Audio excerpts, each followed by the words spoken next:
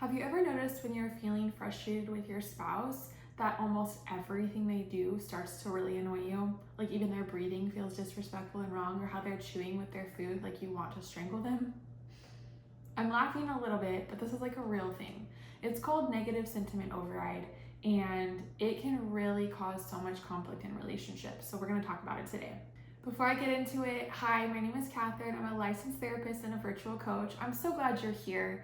I love helping relationships and couples just work on their connection, their communication, and overall having a healthier relationship. Before I jump in, please like this video and subscribe so that you can stay up to date on all of the videos that are coming out. Okay, so negative sentiment override, it is a real psychological phenomenon, but basically you can think about it like having a negative view of your spouse. Kind of like if you were to put on glasses, sunglasses. These are my blue light glasses, so a little bit different, but you get the idea. When you're in negative sentiment override, you are looking through a filtered lens. And what happens is things that might even be neutral are starting to look negative to you. Your brain is basically filtering everything that you see and hear and your experiences through this lens, and you're seeing and absorbing it in a negative way. So instead of assuming the best, you assume the worst. Something as simple as if they were to say, hey, I'm going to the store. If you're seeing everything through a negative lens, you might actually hear that negatively. Like, oh wow, they just want to get away from me. Or why are they telling me everything like I'm not their mother? I don't need to know every single thing that they're doing. Right? Like your brain can literally twist anything that could be positive or neutral, and you could see it as negative. Let's say they go to the store, right? And they come back and they forget something. Your brain would be like, wow, they don't care about me. They literally can't even remember X, Y, or Z, right? So it's like simple things really can become exaggerated, but it's just genuinely how you are seeing things and how it's being filtered. So let's talk a little bit about how your brain works. So all of our brains are wired for survival. And because of that, our brain is very hyper aware of anything that could cause danger. Now, in these situations with you and your spouse, you're not in physical danger.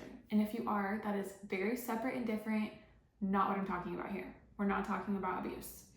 But physically, if you're in an argument or whatever, you're not in physical danger. You might be in emotional danger though. You might feel unsafe. Your body would probably be in fight or flight mode, feeling really uncomfortable. And because of that, it's really easy to see things in a negative way, but your brain is doing that because it wants to protect you. I'm going to read you a quote from this book. It's so good. It's the Journal of Systemic Therapies.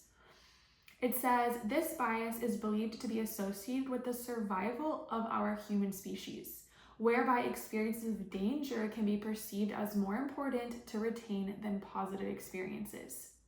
The tendency to attend to negative experiences is thought to be visible at both the cellular and structural level. The effect of these connections to our system is that an individual can react so very quickly to a dangerous situation without thinking.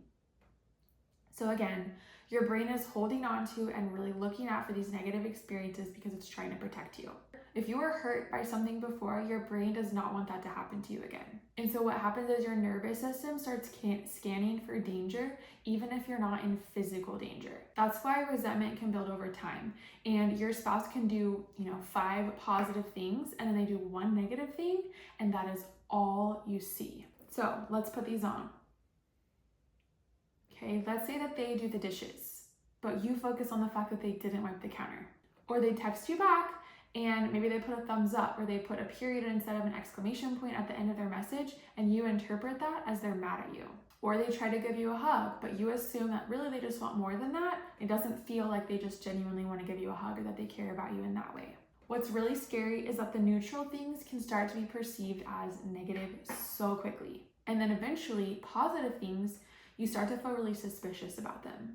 What's also happening is based on your experiences and how you're filtering and seeing things, your brain is trying to find evidence to back up the feelings or the thoughts that you have.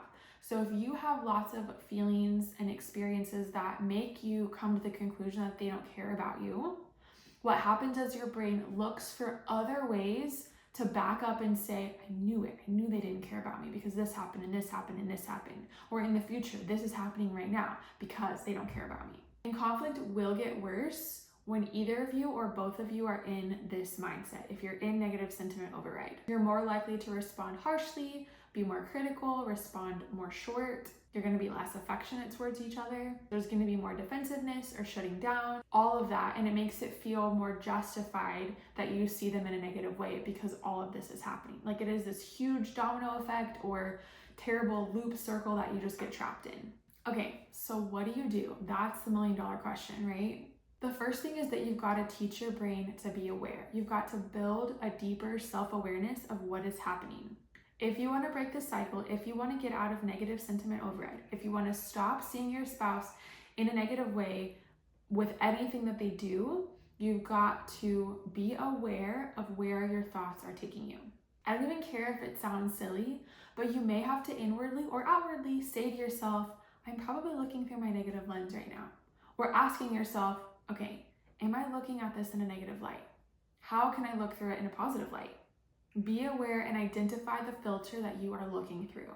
This is the foundation for all of it. And I understand that it's really hard.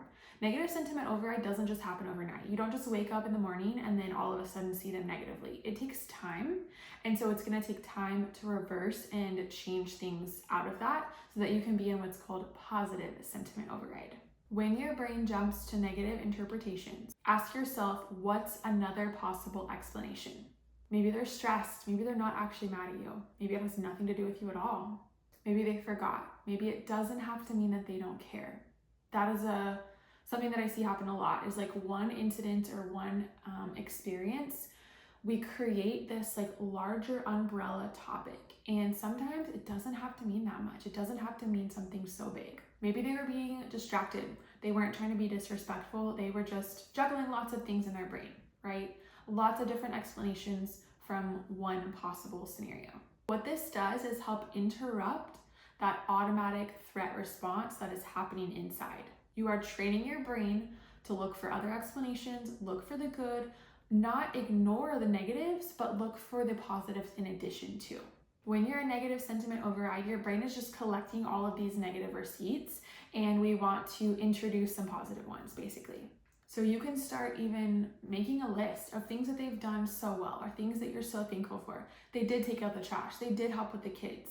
They do make great dinner. They did ask about my day and I could tell they really cared. Or if your brain is fighting with, I don't even know if they cared. Yeah, they asked, but like they felt so distracted. Okay, maybe they do have room for improvement on following through with how they listen to you, but they did ask, right? So like don't just dismiss that thing because this other negative thing feels a part of that equation. This is not denial, it's just balance. This also isn't gaslighting yourself. You're not pretending that you don't see the bad things. You're not pretending that your spouse is like this perfect angel either. You're just not only focusing on the negatives, which is what usually happens in negative sentiment override. We're bringing the positives to the table too. Now, last thing I really want to point out is that negative sentiment override is usually a symptom of a bigger and deeper problem at hand. Meaning you do need to work through all of the things that I just outlined, but you also probably really need to have a sit-down conversation with your spouse, whether that's just the two of you together or going to counseling and having some outside help. But again, it's usually a symptom of a bigger problem. When it comes to communication and resolving conflict, there's like a million things that are involved, which is both good and bad, right? It's frustrating sometimes because you're like, if I just tackle this one thing, can't everything get better? Well, attacking this one thing does bleed into and help other things get better, but it doesn't remove all of the stuff, right? That still means that this has to be addressed and this has to be addressed. And when we're all working together, then the wheel starts turning and things function as they should.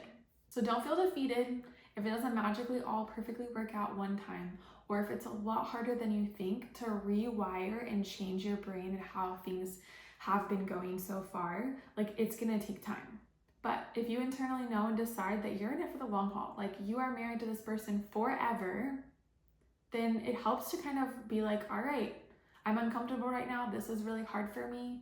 But it's almost similar to the phrase like, choose your hard, because it's hard and it sucks to be a negative sentiment override and to feel like your spouse is just like the enemy all the time. And then it's also hard to like shift your brain and try to find the positives and try to have this inner dialogue when your brain is saying one thing and you're trying to fight back and change it to say something different. Like, it's hard, but also your brain is malleable. It is so beautiful in that way that it can change. You can see things in a positive light. Couples come and work with me in counseling all the time that are dealing with this, so just know that you're not alone. If you do want help, definitely reach out, find help, whether that's with me or somebody else, but I really encourage you. I see couples have a more expedited path to healing if there are other people surrounding them and helping them utilize and grow in this area. I also really want to encourage you that me explaining this today is not a message of like your spouse just needs to fix all of their things. They are part of the equation, but today's talk is about you addressing what you can. Because even like I said, if your spouse has done 5 amazing things, in negative sentiment override, all you see is the one thing that was bad. And so this is about you showing up and doing what you can to change the equation of how things are in your relationship, but really just taking ownership of what you have control over. Because honestly, let's say that your spouse is working on stuff and trying to do things better. You're not even going to be able to notice it or recognize it or feel like it's believable because you're stuck in negative sentiment override. So it's like very important. I have lots of additional next step resources for you in the description outside of working with me. If you want to have the couples communication roadmap, this is my online course. I talk a little bit more about this in there, as well as so many other practical things that you need for having a healthier communication foundation in your relationship. Just make sure that you do something different after watching today. You're only going to be in a losing position if you just watch and never do anything different. All right, that's all I have for you today. I am rooting for you. I am here for you. Please like this video and subscribe, and I'll see you next time. Thanks so much for watching.